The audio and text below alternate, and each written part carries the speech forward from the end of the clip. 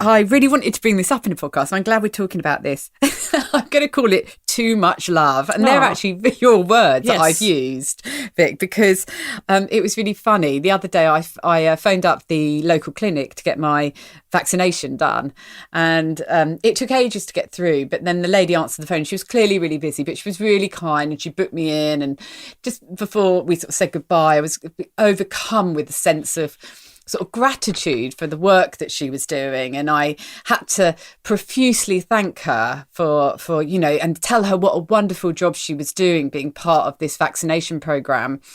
And then I put down the phone and I felt like such a dick. Yeah. And I messaged Vic and I said, I've just told the vaccination lady what a wonderful job she's doing and I feel like a right Wally. And Vic messaged me back and she said, too much love. And it just made perfect sense, because when you're sober, you are bursting with love for people. And I am now 10 and a half months. And this is something that's come to me in the last couple of months. I see the best in everyone. I might watch a true crime drama on Netflix. Are they innocent or guilty? They're always innocent. Oh. I always see the best in people, and I love people. That's nice. And we actually talked about it. Why don't you say what you... Well, we're talking about the funny things we do, and I went on the dole once when I was... the dole is for Australians. Yeah, for Australians, like on benefits, I guess. Yeah. When I was sort of 20 years old in England, and I hadn't been on the dole before. I hadn't had any benefits from the government. And we were laughing because I actually wrote a letter to the government when I was 19 years old to thank them for the free money that they sent me. What a nice person I am. Yeah. I just feel like things like that I do go a bit soppy over, because I just think it's nice that people would do that to support you in your time of need. I mean, I might be completely misguided. I absolutely agree with it, and I love the fact that you did that. And on my other business, for my business, not my other business, Beanstalk Single Mums, I do a podcast, and I often speak to Services Australia and the ATO, and I'm often thanking them profusely for what they do for us as a country, and say how lucky I feel to live in such a wonderful country. But how I would describe that feeling of too much love is like sort of microdosing ecstasy. Yeah. Which you shouldn't do. You shouldn't do it. But what I'm saying is that, you don't need to do drugs. Yes. Just get sober, because it feels like you are doing them. You feel so full of love and happy. And you don't have the come down. You don't have the come down. But it's not that overwhelming feeling. Yeah. But it's just, you feel love. It's the natural high of sobriety. It is. Yes. Yeah. And you just love people around you. Yeah. That comes to my next point, which is being able to absorb nature. I know, it's crazy. I love this. I like licking leaves, sipping from puddles on my own. I'm more amazed by the world, how we are here, and what keeps the world spinning. I still can't quite imagine staring at a star for too long, because I find that all a bit overwhelming. But I appreciate the miracle that humans live on this planet and how lucky we are. It helps me appreciate life a bit more. I don't want to numb that out with alcohol. I don't want to numb out that feeling of being alive. I mean, I mentioned it with my son choking a month ago, and, that as well. Things like that, things that big that happen that scare you. It makes you realise when you're sober how lucky you are just to be alive. I mean, it's a miracle, isn't it? Is it? Are you sure you haven't taken anything? But this is us normally, isn't it? This is us naturally. Happy. Yeah, we're happy. The miracle of life. The miracle of life. Oh, my.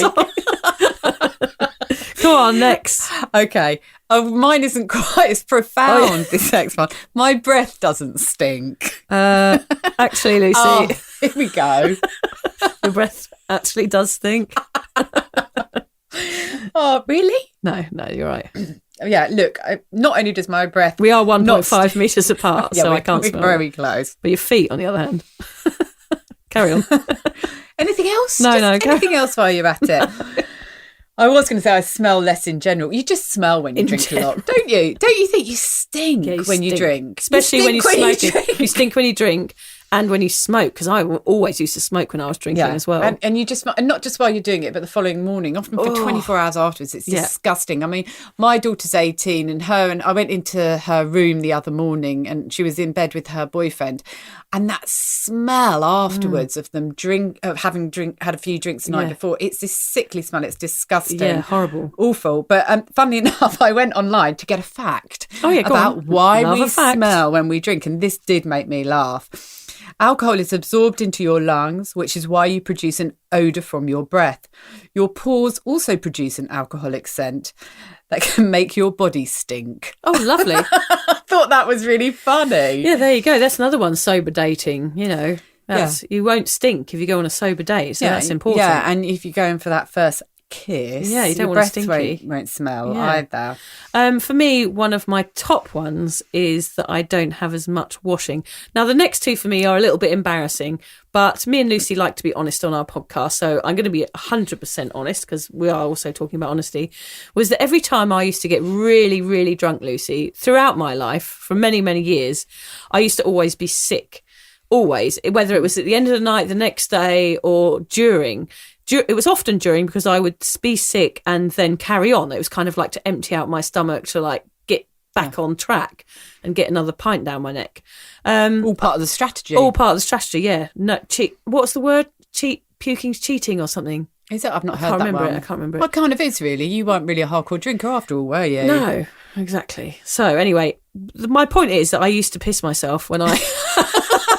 when I puked, because I would be puking up and the pressure of the puke coming out, because, you know, sometimes I used to heave up all this sort of sour bile, and like you'd be heaving and your body would be trying to push out this toxic chemical almost that was in your body, and I would heave so much that the pressure would make me piss myself. Never shat yourself? No, well, only a couple of times. Not that you noticed till the following morning. No, that's a story for another time, Lucy. That's right. Oh, I pissed myself a bit this morning. I was bursting for the toilet, but I was in the middle of cooking, and I laughed at something, and you know, I had to change my knickers.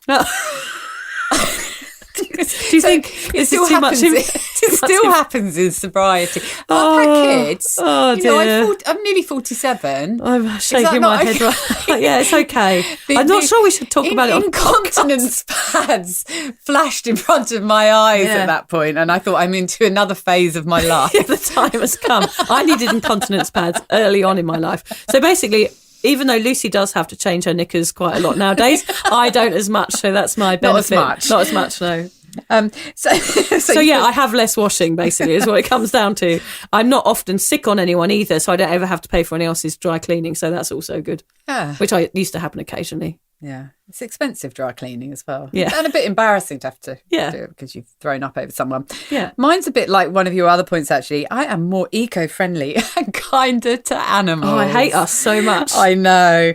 No, but it's true. I've started buying this Zero Co cleaning products, which is brilliant if anyone is looking to use less plastic around the home. Yes, we're not being paid for this, by the way. No, we're not being paid for it, but it's just... all this plastic waste in the oceans never used to bother me because I was so busy just trying to get from one end of the day to the other with my hangover and working out when I was going to have my next drink. But now I don't like thinking of that puffin with a printer cartridge in its stomach or anything like that. It makes me feel quite sick. Yeah, no, you're right. So I want to do my bit for the planet. So I've started being more eco-friendly. I've started trying to eat. He's just laughing her head off at me. Oh, just the puffin with what in it? Have you not seen that on TV? No, it just sounds like a massive thing in a tiny puffin. It is. I don't want to know. Look it up online. Okay, can you send me the link? You will see the picture of the puffin with a printer cartridge in its stomach. Oh, that's awful. It's awful what these poor birds, the plastic. Anyway, I'm not going to go. Don't get me started. Okay, yeah. But I never really gave a shit. You know, I was aware of it, but I was too worried about myself. I was just too selfish and worrying about where the next drink came from. And now I worry about the planet. No, you're not selfish.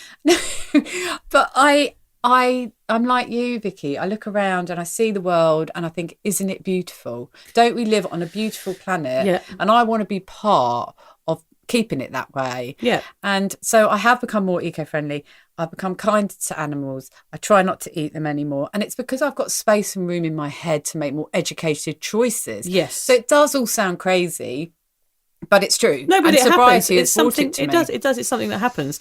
And also, I think you watch a lot more television, which means you watch a lot more documentaries on, like dolphins being slaughtered in Japan and all of those things. Have you watched all those? Yeah, and I can't eat fish. Yeah, and Cowspiracy and the fish one. There's all of these documentaries. And obviously, when you're sober, you don't go out as much. I watched a lot of documentaries. So I guess you're being influenced in those ways more as well. Cause You are, yeah. I don't remember the documentaries. I mean, when Seaspiracy came out, I think that if I was drinking, I'd be like, I can't watch it because I'm too anxious anyway. If I watch it, it's going to really, really spike my anxiety. I'm just going to feel terrible. Yeah.